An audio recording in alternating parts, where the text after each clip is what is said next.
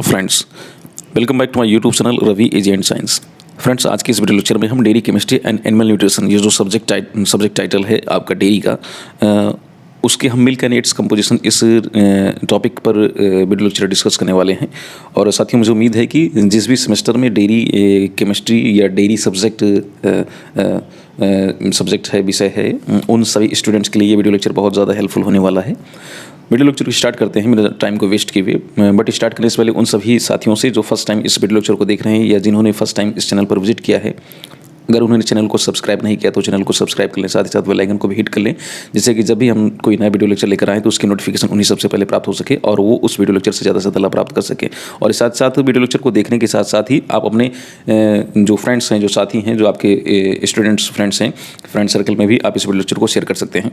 आइए स्टार्ट करते हैं, टाइम को ज़्यादा वेस्ट ना करते हुए। तो जैसा कि आप देख पा रहे हैं स्क्रीन पर, आज का जो टॉपिक है वो है मिल्क एंड इट्स कंपोजिशन। तो दुग्ध और इसके संगठन के बारे में हम कुछ इंपॉर्टेंट वन लाइनर को डिस्कस करेंगे। तो सबसे पहले हमने यहाँ पर कुछ डेफिनेशंस को डिस्कस किया हुआ है। तो पहली जो परिभाषा है वो है बायोलॉजिकल डेफिनेशन। तो बायोलॉजिकल डेफिनेशन में मिल्क क्या है इसको हम जानेंगे।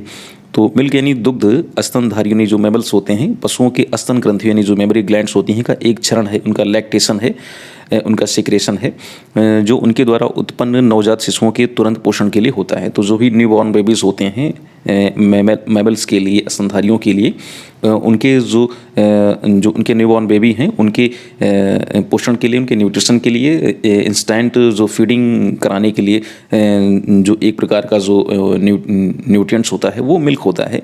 तो ये बायोलॉजिकल डेफिनेशन के अकॉर्डिंग है। तो फिर से बार देख लेते हैं क्या कह रही है कि इस डेफिनेशन के अकॉर्डिंग कि दूध जो है आपका मिल्क है वो मेमरी जो मैमल्स होते हैं, जो स्तनधारी होते हैं, उन एनिमल्स यानी पशुओं के मेमरी ग्लैंड्स का एक सेक्रेशन है, उनका एक लैक्टेशन है, जो उनके द्वारा उत्पन्न नवजात पशुओं के तुरंत पोषण के लिए होता है। ये बायोलॉजिकल डेफिनेशन है। आइए दूसरी डेफिनेशन को समझते हैं। इस डेफिनेशन को आपने समझ लिया होगा कि जब कोई न्यू बॉर्न बेबी जब बॉर्न होता है तो उस समय उस एनिमल्स के द्वारा जो उसकी मेमोरी ग्लैंड्स होती हैं, मेमोरी ग्लैंड्स से जो एक सिक्रेशन, जो एक चरण होता है, जो कि उनके न्यू बॉर्न बेबीज़ के फीडिंग के लिए हेल्पफुल होता है, सहायक होता है, तो उसे हम मिल्क कह देते हैं। ये बायोलॉजिकल डेफिनेशन है। दूसरी डेफिनेशन क्या करी है कि दूध गाय के आयन से क्षरित होने वाला, जो इनका अडर होता है उनसे सेक्रेट होने वाला एक ऐसा लिक्विड है, एक ऐसा द्रव है जिसमें कम से कम 3.5% वसा हो, और जो सॉलिड नॉट फैट की बात करते हैं, जो सारे ठोस पदार्थ की बात करते हैं, उसकी मात्रा कितनी हो, उसकी मात्रा हो 8.5%, और साथ ही साथ कुल नाइट्रोजन का कम से कम 75% केसीन हो। और जो नाइट्रोजन की बात करें तो नाइट्रोजन में कुल नाइट्रोजन का 75% कम से कम केसीन के रूप में हो, और जो गर्म करने पर जमे या फटे ना, ठीक है, ऐसा डेफिनेशन बता रहा है। कौन सा? ये कॉमर्शियल डेफिनेशन है, ये इसकी व्यापारिक परिभाषा है। फिर से एक बार समझ लेते हैं व्यापारिक परिभाषा में क्या कहा गया है कि दूध जो है गाय के आयन यानी अडर से क्षरित होने वाला यानी सीक्रेट होने वाला एक ऐसा लिक्विड यानी द्रव है जिसमें कम से कम फैट की मात्रा कितनी 3.5% और SNF यानी सॉलिड नाइट फैट की मात्रा 8.5% हो, और कुल नाइट्रोजन का जो 70% जो है केसीन के रूप में हो। केसीन यानी जो नाइट्रोजन है, यानी प्रोटीन की बात करें तो प्रोटीन सोर्स होता है नाइट्रोजन का, तो नाइट्रोजन का जो 70% वो केसीन प्रोटीन के रूप में हो, ऐसा कहा जा रहा है। और जो गर्म करने पर जमे या फटे ना, इस बात को भी इस डेफिनेशन में इंक्लूड किया जाता है। तो इस प्रकार के डेफिनेशन को बताया जाएगा व्यापारिक परिभाषा। ये है आपकी व्यापारिक या कमर्शियल डेफिनेशन। तो दो प्रकार की डेफिनेशन हमने यहाँ पर डिस्कस कर लिए। आइए चलते हैं साथियों तीसरी प्रकार की डेफिनेशन को समझते हैं। तीसरी परिभाषा क्या है? तो जो तीसरी परिभाषा हम यहाँ पर वो पढ़ने वाले हैं वो है रासायनिक परिभाषा, या कह सकते हैं केमिकल डेफिनेशन। तो केमिकल डेफिनेशन क्या बताती है कि दूध एक विषम तंत्रीय उत्पाद है। ये हेट्रोजिनस प्रोडक्ट है। हेट्रोजिनस प्रोडक्ट मतलब यानी कई सारे प्रोडक्ट्स का ये मिक्सर है, कई सारे कंपोनेंट मिलकर मिल्क को बनाते हैं, जिसमें जल के सतत प्रावस्था में, इसमें जो जल होता है, वाटर होता है, वो सॉल्वेंट के जैसा बिहेव करता है। तो जल के सतत प्रावस्था में कॉन्टिन्यूस फेज में क्या क्या पाया जाता है? इसमें वसा होती है यानी फैट होती है, प्रोटीन होती है, शर्करा यानी आपका शुगर होती है, खनिज पदार्थ यानी मिनरल्स होते हैं, और इसके साथ साथ अन्य भी कंपोनेंट्स होते हैं, जो कि किस रूप में होते हैं? तो वो होते हैं घोल के रूप में, सॉल्यूशन के रूप में, वो होते हैं निलंबन यानी सस्पेंशन के रूप में, या होते हैं इमल्सन यानी पायस के रूप में। तो ये है जो डेफिनेशन है वो है केमिकल डेफिनेशन या रासायनिक परिभाषा। तो तीन प्रकार की परिभाषाएं हमने यहाँ पर पढ़ ली। पहली परिभाषा यानी डेफिनेशन हमने पढ़ी जैविक, दूसरी हमने पढ़ी व्यापारिक, और तीसरी हमने जो पढ़ी अभी वो रासायनिक परिभाषा है। तीनों डेफिनेशंस को पढ़ने पर आपको मिल्क के बारे में एक क्लू मिलता है कि मिल्क वास्तव में है क्या। ठीक है, आगे चलते हैं, नेक्स्ट अगले क्वेश्चंस को डिस्कस करते हैं। क्वेश्चन नंबर 4 पे चलें तो दूध को दो भागों में डिवाइड किया जाता है। जो मिल्क है, मिल्क को हम दो कैटेगरी में, दो भागों में डिवाइड कर सकते हैं। दो कैटेगरी कौन सी है? तो पहली कैटेगरी ये है कि इसको हम वाटर, जो एक इसका बड़ा पार्ट होता है, जल में डिवाइड कर सकते हैं, और दूसरा जो है इसका सॉलिड वाला मटेरियल यानी ठोस पदार्थ। तो जल को निकाल दें दूध में से अगर वाटर को हम निकाल दें तो जो बचेगा शेष पदार्थ, उसे हम ठोस पदार्थ कह सकते हैं, या आप कुल ठोस पदार्थ भी कह सकते हैं। यहाँ पर ठोस पदार्थ ना लेकर आप कुल ठोस पदार्थ भी लिख सकते हैं। नेक्स्ट आगे चलते हैं। जल के अतिरिक्त यानी वाटर को अगर यहाँ से हम हटा देते हैं, वाटर को यहाँ से मान लीजिए हटा देते हैं, मिल्क में जो वाटर है उसको थोड़ी देर के लिए हम भूल जाते हैं, तो जल के अतिरिक्त अन्य सभी अवयव जो दूध में पाए जाते हैं उन्हें ठोस पदार्थ कहते हैं, या कह सकते हैं कुल ठोस पदार्थ कहते हैं। क्या कहेंगे? उन्हें ठोस पदार्थ या कुल ठोस पदार्थ आप कह सकते हैं। तो water and total solid material, ये दो चीज़ें पाई जाती हैं मिल्क में। अब ये देखते हैं कि जो TSS होता है, टोटल सॉलिड जो मटेरियल होता है, वो कितना मतलब वो किन भागों में डिवाइडेड होता है। तो जो ठोस पदार्थ है, या कह सकते हैं कुल ठोस पदार्थ, इसको दो भागों में डिवाइड किया जा सकता है। कौन से दो भाग हैं? एक तो है फैट जो कि लिक्विड यानी तरल के रूप में होता है, और दूसरा है जो है आपका वसा रहित ठोस पदार्थ। ये जो फैट होता है, फैट हल्का सा जो है आपका लिक्विडली होता है, तरलता इसमें पाई जाती है, और दूसरा जो पदार्थ है वो है आपका वसा रहित ठोस पदार्थ। तो मेजरली आप देखें तो हम तीन भागों में दूध को डिवाइड कर सकते हैं। एक हो गया क्या? एक वाटर हो गया, जल हो गया, दूसरा हो गया फैट, और तीसरा हो गया SNF यानी आपका सॉलिड नॉट फैट। तीन भागों में डिवाइड कर सकते हैं। लेकिन हम अगर उसकी फिजिकल कंपोजिशन की बात करें, हम कह सकते हैं फिजिकल अपीयरेंस की बात करें, तो फिजिकल अपीयरेंस के अकॉर्डिंग वाटर और टोटल सॉलिड ऐसे दो भागों में डिवाइड कर सकते हैं। इतनी बात आपको समझ में आ गई होगी। आगे चलते हैं।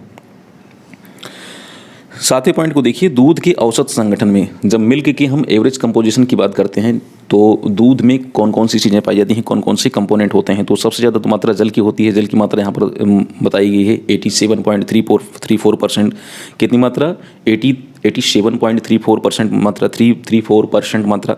याद रखिएगा, बहुत ज़्यादा इंपॉर्टेंट है। जल की मात्रा 87.34%, और जो फैट होता है, फैट की मात्रा 3.75% बताई गई, और जो मिल्क शुगर होती है, मिल्क शुगर की मात्रा 4.7%, और केसिन जो कि आपका प्रोटीन है, नाइट्रोजन है, तो प्रोटीन की मात्रा यानी केसिन जो होती है, केसिन की मात्रा होती है 3%, और एल्बुमिन जो है ये भी आपका एक प्रकार की प्रोटीन है, इसकी मात्रा होती है 0.4%, और जो खनिज पदार्थ होते हैं, जो मिनरल्स होते हैं, वो होते हैं 0.75%, और अदर जो मटेरियल्स होते हैं, अदर कंपोनेंट्स होते हैं, वो होते हैं 0.06%। तो एक बार फिर से इसको एक बार देख लीजिए कि कौन कौन से कंपोनेंट्स हैं जो मिल्क में पाए जाते हैं, औसत उनका संगठन क्या है। तो साथियों, जल की मात्रा 87.34%, वसा की मात्रा याद कर लीजिए, ये आपको याद होना चाहिए क्योंकि क्वेश्चंस पूछे जाते हैं इसमें से।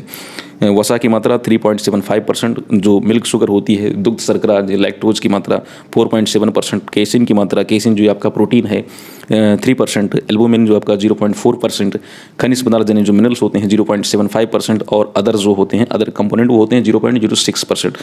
तो इसको एक बार याद कर लीजिए, याद होना बहुत ही ज़रूरी है, क्वेश्चन इसमें से पूछे जाएंगे। आगे चलते हैं 8 नंबर पॉइंट पे। पॉइंट नंबर 8 पे चलते हैं। दूध के विभिन्न अवयवों के पूर्वक की बात करते हैं। तो ये नीचे दिखाए हुए हैं कुछ प्रिकर्सर्स हैं कि मतलब जो ब्लड होता है, ब्लड में और मिल्क में क्या इनके कंपोजिशन में क्या डिफरेंसेस होता है, कौन कौन से ऐसे कंपोनेंट हैं जो ब्लड में पाए जाते हैं और कौन कौन से हैं मिल्क में पाए जाते हैं। तो यहाँ पर बताया गया है मिल्क के प्रीकर्सर्स मीन जो ब्लड में हैं और मिल्क में वो किस तरीके से मॉडिफाई हुए हैं। तो सबसे पहले हम बात करते हैं लिपिड्स की। तो लिपिड्स जो है ब्लड में, ये लिपिड्स के रूप में नहीं पाया जाता है। ब्लड में जो होता है वो ये वसीय अम्ल के रूप में होता है, फैटी एसिड के रूप में। तो लिपिड होता है किसमें? लिपिड फॉर्म होता है मिल्क में लिपिड। अब लिपिड में, और ये जो आपका जो एक बार तो आपको समझा देते हैं इसका मतलब क्या कह रहे हैं कि लिपिड्स जो होता है वसीय अम्ल के रूप में होता है ब्लड में उसका जो रूप होता है वो वसीय अम्ल होता है, और ये मॉडिफाई होकर के लिपिड्स बनाता है। और लिपिड्स किन किन रूपों में होता है एक बार हम आपको बता देते हैं। लिपिड्स की जो फॉर्म होते हैं किसमें? मिल्क में, वो भी आपको हम बता दे रहे हैं एक बार। तो लिपिड्स जैसे आपका वसा कोलेस्ट्रॉल हो गया, या अर्गोस्टेरॉल हो गया, या लेसिथिन्स हो गया, या सिफेलिन्स हो गया, ये सब फॉर्म होते हैं किसमें? मिल्क के लिपिड्स के रूप में। ठीक है, तो लिपिड्स में किन किन रूपों में पाया जाता है? लिपिड्स वसा यानी जो फैट आपका कोलेस्ट्रॉल होता है, आर्गोएस्टेरॉल होता है, लेसिथिन और सिफेलिन्स, ये सब फॉर्म होते हैं लिपिड्स के मिल्क में। और जो इसके प्रीकर्सर्स होते हैं ब्लड में वो फैटी एसिड्स होते हैं। ठीक है, आपको समझ में आ गया होगा। फैटी एसिड्स ये ब्लड का है और जो लिपिड्स है, लिपिड्स ये आपका मिल्क का है। लिपिड्स किन किन रूपों में पाया जाता है? लिपिड्स होता है फैट, कोलेस्ट्रॉल, आर्गोएस्टेरॉल, लेसिथिन और सिफेलिन्स, इन रूपों में होता है मिल्क में। आगे नेक्स्ट अगला पॉइंट देखते हैं, वर्णक यानी जो पिगमेंट्स। तो जो पिगमेंट्स होते हैं यानी मिल्क में अगर कोई पिगमेंट्स है यानी कलरिंग मटेरियल है तो वो सब जैसा कि आपका ब्लड में होता है सेम उसी टाइप के मिल्क में भी पाए जाते हैं। तो कोई चेंज नहीं होता है, नो चेंज कह सकते हैं। जो पिगमेंट्स होते हैं ब्लड में सेम उसी टाइप के मिल्क में भी पाए जाते हैं। अगला पॉइंट देखें, प्रोटीन की बात करते हैं। प्रोटीन जो है आपका जो मिल्क में जो होती है प्रोटीन, तो मिल्क में कौन कौन सी प्रोटीन रहती है? मिल्क में होती है केसिन होती है, एल्बुमिन होती है और ग्लोबुलिन होती है। लेकिन इसमें लगा देते हैं लैक्ट एल्बुमिन, लैक्ट ग्लोबुलिन, ये टर्म यूज कर दिए जाते हैं मिल्क में। और जो रक्त में या कह सकते हैं जो ब्लड में प्रीकर्सर्स के रूप में होती है तो वो है ग्लोबुलिन, एमिनो अम्ल व अन्य जो कुछ नाइट्रोजन युक्त पदार्थ होते हैं, ये सब आते हैं स्पेशली एमिनो एसिड के रूप में। ठीक है, एमिनो एसिड होता है आपका ब्लड में और वो मॉडिफाई होकर प्रोटीन बनाता है इसमें क्या नाम है, मिल्क में। और मिल्क की प्रोटीन्स को आप याद रखिएगा। हमने यहाँ पर थोड़ा सा कुछ मिस कर दिया है, शायद हमको एकदम डिटेल में लिखना चाहिए था कि जो मिल्क है, मिल्क की प्रोटीन वो किन किन रूपों में पाई जाती है। तो आपको वैसे बहुत सारे स्टूडेंट्स को पता है कि मिल्क में जो प्रोटीन है केसिन या एल्बुमिन एंड ग्लोबुलिन, इन रूपों में पाई जाती है। तो हमको यहाँ पर ब्रैकेट में लिख देना चाहिए था केसिन और एल्बुमिन और ग्लोबुलिन, और डैश करके तो लिखना चाहिए था कि जो इनके प्रीकर्सर्स हैं, मीन्स जो आपका जो ब्लड में जो पाए जाते हैं, तो ब्लड्स में ये ग्लोबुलिन्स के रूप में पाए जाते हैं, एमिनो एसिड के रूप में पाए जाते हैं। बस दो ही याद रखिए, ग्लोबुलिन और एमिनो एसिड, ये दो रूप होते हैं ब्लड में और ये मॉडिफाई होकर प्रोटीन बनाते हैं इसमें क्या नाम है आपका मिल्क में। और मिल्क में रूप होता है जिनका जो फॉर्म होता है मिल्क प्रोटीन का, वो केसिन है, लैक्ट एल्बुमिन है, लैक्ट ग्लोबुलिन है, इतना याद रखिएगा। तो जैसे आपसे पूछ ली जाएगी कि प्रोटीन किन किन रूपों में पाया जाता है, तो मिल्क में प्रोटीन के कौन कौन से रूप होते हैं, तो मिल्क में प्रोटीन के रूप होते हैं केसिन, लैक्ट एल्बुमिन और लैक्ट ग्लोबुलिन, ये सबको पता होना चाहिए। और नेक्स्ट अगला जो है, जैसे आप ज़्यादा डिटेल में पढ़ना चाहते हैं तो इसके हमने वीडियो लेक्चर ऑलरेडी पहले भी बनाया है अपने इस चैनल पर, उसको आप जाकर देख सकते हैं। और इसके हमें लगता है कि 4 से 6 वीडियो लेक्चर आपको मिल जाएंगे हमारे इस चैनल पर ही, तो वहाँ पर आप इसको देख सकते हैं ज़्यादा डिटेल में। हमने यहाँ पर कुछ वन लाइनर्स इंक्लूड किए हैं जिससे कि आपका एक बार फिर से रिवीजन हो जाए। नेक्स्ट अगले क्वेश्चन पे चलते हैं, क्वेश्चन नंबर 12 पे। तो ये कह रहा है कि लैक्टोज जो होता है यानी जो मिल्क का जो लैक्टोज है वो ब्लड में किस रूप में होता है, तो वो ब्लड में ग्लूकोज एवं लैक्टिक एसिड के रूप में होता है। ठीक है, आगे चलते हैं 13 नंबर क्वेश्चन पर। विटामिन्स मिल्क के और ब्लड के दोनों सेम टाइप के होते हैं, इनमें कोई डिफरेंस नहीं होता है। तो जैसे ब्लड के विटामिन्स होते हैं सेम उसी टाइप के मिल्क वाले भी होते हैं, कोई डिफरेंस नहीं होता है। अब आगे चलते हैं क्वेश्चन नंबर 14 पे। दुग्ध यानी मिल्क सिक्रेशन से रिलेटेड कुछ प्रिंसिपल हैं, कुछ थेरीज हैं, कुछ सिद्धांत हैं। तो 2-3 सिद्धांत हैं। पहला है आपका छनन का सिद्धांत या थियरी ऑफ फिल्ट्रेशन, दूसरा है कोशिका अपविकास सिद्धांत या इसे कहते हैं सेल डीजेनरेशन थियरी, और तीसरा जो है आपका वो है कोशिका उपापचय का सिद्धांत जिसे आप कहते हैं सेल मेटाबॉलिज्म थियरी। तो याद रखिएगा 3 प्रकार के प्रिंसिपल्स हैं, 3 प्रकार के सिद्धांत हैं मिल्क सिक्रेशन से रिलेटेड। पहला हमने बताया थियरी ऑफ फिल्ट्रेशन, दूसरा बताया हमने सेल डीजेनरेशन थियरी, और जो तीसरा भी हमने बताया कोशिका उपापचय का सिद्धांत जिसे आप इंग्लिश में कहते हैं सेल मेटाबॉलिज्म थियरी। तो ये 3 प्रकार की थियरीज रिलेटेड है मिल्क सिक्रेशन से। आगे बढ़ते हैं, आगे चलते हैं क्वेश्चन नंबर 18। तो क्वेश्चन नंबर 18 क्या कह रहा है कि यानी बच्चा पैदा होने से पूर्व यानी जब जो एनिमल्स होते हैं, जो जंतु होते हैं, जंतुओं में बच्चा के पैदा होने से पहले जो क्या होता है कि जो ओवेरियन हार्मोन्स होते हैं, इनका संश्लेषण होता है जो लैक्टोजेनिक हार्मोन के उत्सर्जन को दबा देता है। मेन कहने का मतलब है कि बच्चा के पैदा होने से पहले जो है ओवेरियन हार्मोन्स ये ज़्यादा मात्रा में संश्लेषित होते हैं और जो लैक्टोजेनिक हार्मोन्स होते हैं ये कम मात्रा में संश्लेषित होते हैं, या लैक्टोजेनिक हार्मोन्स को ओवेरियन हार्मोन्स इसको सप्रेस कर देता है। इतना याद रखिए, ठीक है, कि बच्चे के जन्म लेने से पूर्व ओवेरियन हार्मोन्स ज़्यादा मात्रा में संश्लेषित होते हैं, सिंथेसाइज होते हैं, और जो लैक्टोजेनिक हार्मोन्स होता है ये कम मात्रा में संश्लेषित होता है। और ओवेरियन हार्मोन्स लैक्टोजेनिक हार्मोन्स के सिक्रेशन को या कह सकते हैं कि इनके जो है सिंथेसिस को सप्रेस कर देता है, दबा देता है। नेक्स्ट, लेकिन इसके ठीक अपोजिट बातें होती हैं जब न्यूबॉर्न बेबी जब डिलीवर हो जाता है तो बच्चा पैदा होने के बाद ओवेरियन हार्मोन्स की मात्रा लैक्टोजेनिक हार्मोन्स की अपेक्षा कम हो जाती है। तो जो ओवेरियन हार्मोन्स होते हैं जब बच्चा पैदा हो जाता है तो लैक्टोजेनिक हार्मोन की कंपैरिजन में इनकी मात्रा कम हो जाती है, लैक्टोजेनिक हार्मोन उस समय बढ़ जाते हैं। और लैक्टोजेनिक हार्मोन जब बढ़ जाते हैं तो क्या होता है कि जो दुग्ध संश्लेषण होता है, मिल्क सिक्रेशन होता है, मिल्क सिंथेसिस होता है, ये सब जो है आपका प्रारंभ हो जाता है। मिल्क सिंथेसिस यानी दुग्ध संश्लेषण प्रारंभ हो जाएगा और मिल्क सिक्रेशन भी आपका स्टार्ट हो जाएगा। आगे चलें, क्वेश्चन नंबर 20 पर चलें। थोड़ा सा ये एक्सप्लेनेटरी टाइप के क्वेश्चंस हैं, तो अगर आपको ज़्यादा संक्षिप्त में बता देंगे तो आपको ज़्यादा समझ में आएगा भी नहीं। थोड़ा सा अगर आपको एक्सप्लेन किया जाएगा तो क्वेश्चंस आपको आसानी से समझ में आ जाएंगे। आगे चलें, क्वेश्चन नंबर 20 पे चलें। अयन का विकास, यानी देखिए जब ये वाली कंडीशंस आती है, मींस ओवेरियन हार्मोन्स की मात्रा जो है कम हो जाती है, लैक्टोजेनिक हार्मोन्स की मात्रा बढ़ जाती है, यानी ओवेरियन हार्मोन्स की मात्रा कम होगी, लैक्टोजेनिक हार्मोन्स की मात्रा बढ़ जाएगी, तब कौन कौन से मॉडिफिकेशंस आएंगे, कौन कौन से परिवर्तन आएंगे। तो उस समय क्या होगा, अयन का विकास होगा, अडर का जो है अडर जो है डेवलप करेगा, अयन का विकास होगा, दुग्ध ग्रंथियों की वृद्धि होगी, जो मेमोरी ग्लैंड्स हैं ये डेवलप करेंगी, इनकी ग्रोथ होगी और इनकी क्रियाशीलता भी होगी, एक्टिविटी होगी इनकी। दुग्ध अवयवों का संश्लेषण होगा, जो मिल्क कंपोनेंट्स हैं जो अभी हमने ऊपर बताया, डिस्कस किया है, कौन कौन से हैं, लैक्टोज हैं आपका जो है, उसके बाद आपका प्रोटीन में आपका केसिन, लैक्ट एल्बुमिन, लैक्ट ग्लोबुलिन हो गया, और आपका लिपिड्स में आपका लेसिथिन, सिफेलिन्स, ये सब जो है आपका इन सब का संश्लेषण होगा। साथ साथ विटामिन जो हैं आपका या जो मिनरल्स हैं ये सब सिंथेसिस होंगे, इनका मिल्क के जो भी हैं कंपोनेंट्स ये सब सिंथेसाइज होंगे, इनका सबका संश्लेषण होगा।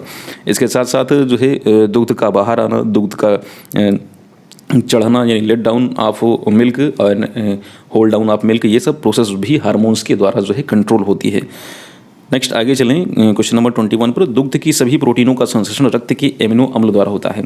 इसको किसने कहा है, इसको कैरी ने बताया है 1920 में। 1920 में कैरी ने बताया कि दूध की जो भी प्रोटीन्स हैं इन सब का संश्लेषण एमिनो अम्ल के द्वारा होता है। तो ये बहुत ही ज़्यादा इंपॉर्टेंट फैक्ट है कि जो एमिनो एसिड है, एमिनो एसिड जो है जो ब्लड का जो एमिनो एसिड है ये प्रोटीन का संश्लेषण करता है। मिल्क की जितनी भी प्रोटीन्स होती हैं सबका संश्लेषण किसके द्वारा होता है, तो वो एमिनो एसिड के द्वारा होता है साथियों। आगे चलें, 22 पर चलें, 22वें नंबर के क्वेश्चन पर चलें। दूध और खीस में जो मिल्क है और जो कोलेस्ट्रम है, कोलेस्ट्रम क्या है, तो कोलेस्ट्रम हमें लगता है कि सभी को पता ही होगा कि जब न्यू बॉर्न बेबी जब डिलीवर होता है, जब डिलीवरी होती है, जब बच्चा पैदा होता है तो उसके बाद 2 से 3 दिन के ड्यूरेशन में जो है एक गाढ़ा पीला दूध जो है उस एनिमल्स के द्वारा जो है उत्पन्न किया जाता है, तो उसे ही कोलेस्ट्रम कहते हैं। तो दूध और खीस में उपस्थित ग्लोबुलिन्स रक्त की ग्लोबुलिन्स के समान होती है। इसको किसने कहा, इसको टर्नर एम कुकर ने बताया है। तो ये कुछ फैक्ट हैं, याद रखिए, क्वेश्चन से पूछे जा सकते हैं आपके एग्जामिनेशंस में। दूध और खीस में उपस्थित जो ग्लोबुलिन होते हैं वो रक्त की ग्लोबुलिन के समान होते हैं, वो चाहे मिल्क का ग्लोबुलिन हो या कोलेस्ट्रम का ग्लोबुलिन हो, ये आपका ब्लड के ग्लोब्यूलिन के समान होता है, इनमें कोई डिफरेंस नहीं होता है। आगे चलें, लैक्टोज दूध का एकमात्र कार्बोहाइड्रेट है। तो जो लैक्टोज जो शर्करा है ये मिल्क यानी दूध की एकमात्र कार्बोहाइड्रेट है। सबको पता है, मुझे पता है कि सारे स्टूडेंट्स को जानते होंगे।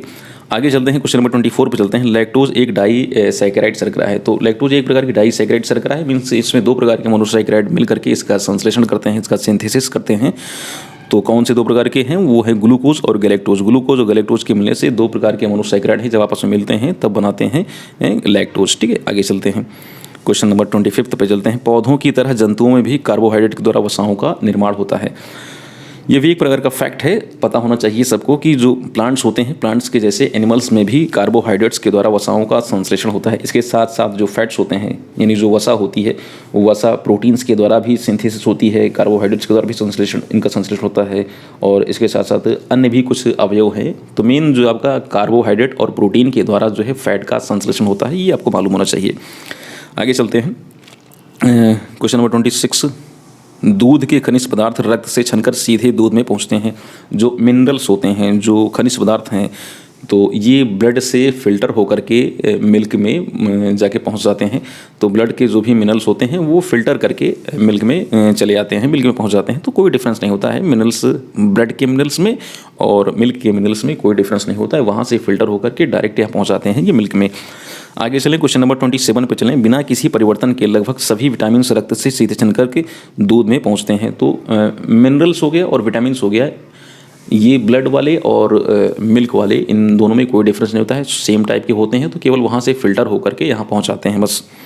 क्वेश्चन नंबर 28 पर चलें। प्रोटीन विहीन नाइट्रोजन युक्त पदार्थों में जो नाइट्रोजन युक्त पदार्थ जो प्रोटीन विहीन है, ठीक है, तो उनमें कौन कौन से हैं, जैसे यूरिया हो गया, उसमें मतलब देखिए नाइट्रोजन प्रोटीन जो है, प्रोटीन मेन सोर्स है नाइट्रोजन का, जो प्रोटीन है वो मेन सोर्स है नाइट्रोजन का, लेकिन इसके साथ साथ प्रोटीन के अलावा अन्य भी कुछ ऐसे पदार्थ हैं जिनमें नाइट्रोजन पाया जाता है। तो कौन कौन से ऐसे पदार्थ हैं, तो वही बात बताई जा रही है कि प्रोटीन के अलावा ऐसे कौन कौन से नाइट्रोजन युक्त पदार्थ हैं जो मिल्क में पाए जाते हैं। तो वो हैं साथियों, वो यूरिया है, क्रिएटिनिन है, और आपका क्रिएटिन है, यूरिक एसिड है और अमोनिया है। ये सब चीज़ें भी नाइट्रोजन के सोर्स हैं प्रोटीन के अतिरिक्त। आगे चलें, याद रखिएगा इनको, इंपॉर्टेंट है। क्वेश्चन नंबर 29, बच्चा देने के बाद यानी डिलीवरी के बाद की बात करें, जब डिलीवरी हो जाती है उसके बाद मादा के एन की दुग्ध ग्रंथियों से निकला हुआ एक विशेष प्रकार का क्षरण खीस कहलाता है। तो ये डेफिनेशन है कोलेस्ट्रम की, कि जब डिलीवरी हो जाती है तो उसके बाद जो मादा पशु जो होता है उसकी दुग्ध ग्रंथियों से जो एक विशेष प्रकार का एक स्पेशल टाइप का जो सिक्रेशन होता है तो उसे कोलेस्ट्रम कहते हैं, उसे खीस कहते हैं। ये 2 से 3 दिन तक ये सिक्रेशन होता रहता है, थोड़ा सा गाढ़ा और पीला होता है। अगला देखें, क्वेश्चन नंबर 30 पे चलें, तो गाय के खीस के औसत संगठन की बात कर रहे हैं, तो कौन कौन से कंपोनेंट हैं जो पाए जाते हैं, आइए इसको हम डिस्कस करते हैं। सबसे पहले जल की बात करते हैं, तो जल की मात्रा इसमें थोड़ी सी कम है, इसमें जल की मात्रा थोड़ी सी कम है। तो अभी हमने जस्ट पढ़ा था किसकी, दूध का पढ़ा था हमने, तो दूध में हमने बताया था दूध में कितनी मात्रा पाई जाती है। तो साथियों दूध में हमने बताया था कि जो जल की मात्रा है 87.34% बताई थी हमने। जल की मात्रा हमने बताई थी 87.34%। फैट की मात्रा हमने बताई थी उसमें कितनी बताई थी हमने 3.75%। और हमने बताया था उसमें मिल्क शुगर यानी लैक्टोज की मात्रा, तो मैंने बताया था 4.7%। तो आइए देखते हैं इन सब कंपोनेंट्स की कंपैरिजन में कोलेस्ट्रम में या खीस में इन सब की मात्रा कितनी कितनी है। तो जल की मात्रा तो काफ़ी कम है, वो है आपका 75। और फैट की बात करते हैं, फैट की मात्रा 3.97, तो थोड़ी सी मात्रा इसकी फैट की बढ़ी हुई है इसमें मिल्क के कंपैरिजन में। केसिन की मात्रा 4.18%, तो केसिन भी यहाँ पर मात्रा बढ़ी हुई। केसिन उसमें कितनी थी, केसिन उसमें 3% थी। एल्ब्यूमिन एंड ग्लोबुलिन की मात्रा कितनी, तो एल्ब्यूमिन और ग्लोबुलिन इनकी भी मात्रा बढ़ी हुई है, बहुत ज़्यादा मात्रा है इनकी, ये आपका 12.97%। और लैक्टोज की मात्रा है 2.28%, तो लैक्टोज की मात्रा यहाँ पर कम है, यहाँ पर लैक्टोज की मात्रा कम है। उसमें हमने पढ़ा था कि जो मिल्क शुगर है यानी जो दुग्ध शर्करा है उसकी मात्रा हमने 4.7% पढ़ा था। इसमें जो लैक्टोज यानी आपका जो मिल्क शुगर है उसकी मात्रा 2.28% है, तो काफ़ी मात्रा कम है। हमें लगभग कह सकते हैं कि हाफ इसकी क्वांटिटी सॉरी जो है क्वांटिटी इसकी कम है। नेक्स्ट आगे चलें, मिनरल्स की बात करें तो मिनरल्स की मात्रा यहाँ पर भी बढ़ी हुई है, 1.53% है। वहाँ पर जो है 0.75% था, कितनी मात्रा थी वहाँ पर, तो जहाँ तक हमको याद है 0.75% वहाँ पर मात्रा थी, और यहाँ पर इसकी मात्रा है 1.53%। आगे चलते हैं, खीस का जो स्वाद होता है, जो इसका टेस्ट होता है, तो इसका टेस्ट जो है सैल्टी होता है और हल्का सा बिटर टाइप का होता है, तीखा होता है। जो कोलेस्ट्रम का जो टेस्ट होता है वो हल्का सा सैल्टी नमकीन होता है और तीखा मालूम पड़ता है, यानी बिटरनेस टाइप का होता है। आगे चलें, क्वेश्चन नंबर 37 पर, खीस का अपेक्षिक घनत्व, इंपॉर्टेंट क्वेश्चन है, पूछा जाता रहता है आपके एग्जामिनेशंस में। इसका जो स्पेसिफिक ग्रेविटी है 1.04 से लेकर 1.08 तक 8 होता है। कोलेस्ट्रम का स्पेसिफिक ग्रेविटी 1.04 से लेकर 1.08 होता है, और इसका जो फ्रीजिंग पॉइंट होता है, जो जमनांक होता है, वो होता है 0.605 डिग्री सेल्सियस। इसको भी याद रखिएगा, दोनों पॉइंट बहुत ही ज़्यादा इंपॉर्टेंट हैं। 0.605 डिग्री सेल्सियस ये इसका फ्रीजिंग पॉइंट है, और इसका जो स्पेसिफिक ग्रेविटी है 1.04 से लेकर 1.08, इन दोनों को याद रखिएगा, इंपॉर्टेंट फैक्ट है।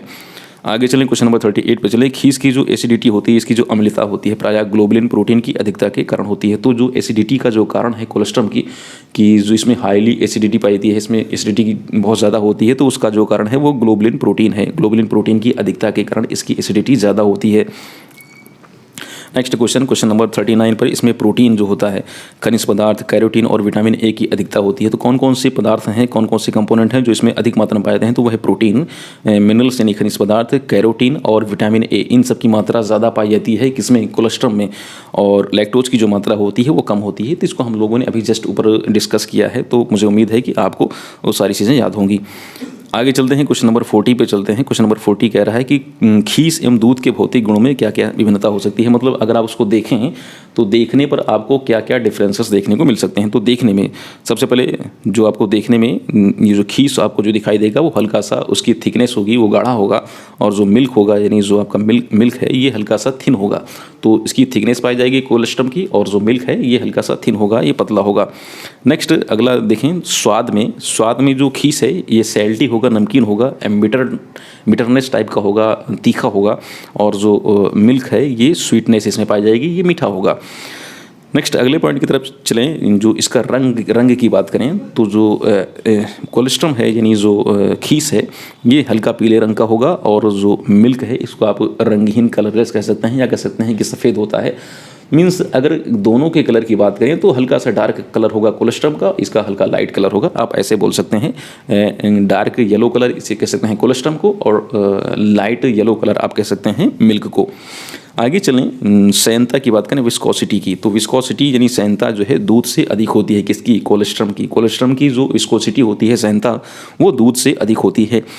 क्वेश्चन नंबर 45 पे चलें। आप इच्छित घनत्व यानी स्पेसिफिक ग्रेविटी की बात करें। स्पेसिफिक ग्रेविटी अभी हमने जस्ट पढ़ा था ऊपर 1.04 से लेकर 1.08 ये कोलेस्ट्रम की हमने पढ़ी थी, और मिल्क की जो होती है कम होती है। मिल्क की जो है आपका 1.028 से लेकर 1.033 होती है। ठीक है, तो याद रखिएगा आप इच्छित घनत्व 1.04 और 1.04 से लेकर 1.08 ये होता है खीस का, और जो दूध का होता है वो होता है 1.028 से लेकर 1.033। ठीक है, तो इसको याद रखिएगा, स्पेसिफिक ग्रेविटी को या कह सकते हैं आप इसी घनत्व को। दोनों में कंपैरिजन आप एक बार इसको देख लीजिएगा।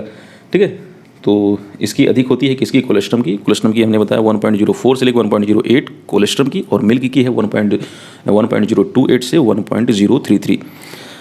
46 को देखिए, हिमांकी की बात करें, फ्रीजिंग की बात करें तो खीस का कम होता है। खीस का कितना होता है? तो खीस का होता है, अभी इसको हम जस्ट ऊपर पढ़ चुके हैं, 0.605 डिग्री सेल्सियस, और दूध का अधिक होता है। दूध का होता है माइनस में है 0.52 डिग्री सेल्सियस से 0.56 डिग्री सेल्सियस। तो इसको याद रखिएगा, बहुत ही इंपॉर्टेंट फैक्ट है। इसका चाहें तो आप एक बार स्क्रीनशॉट ले सकते हैं। आगे चलें, शायद क्वेश्चन समाप्त हो चुके हैं। तो साथियों, आज की इस वीडियो लेक्चर में हमने 46 इंपॉर्टेंट वन लाइनर को डिस्कस किया। एक बार जो है आप इसको अगर रिवाइज कर लेंगे, इसको रिपीट कर लेंगे, डिस्कस कर लेंगे, तो आपको सारे क्वेश्चंस आसानी से याद हो जाएंगे। थोड़ा सा लास्ट में हमारी जुबान थोड़ा सा फिसल गई, तो उसके लिए सॉरी।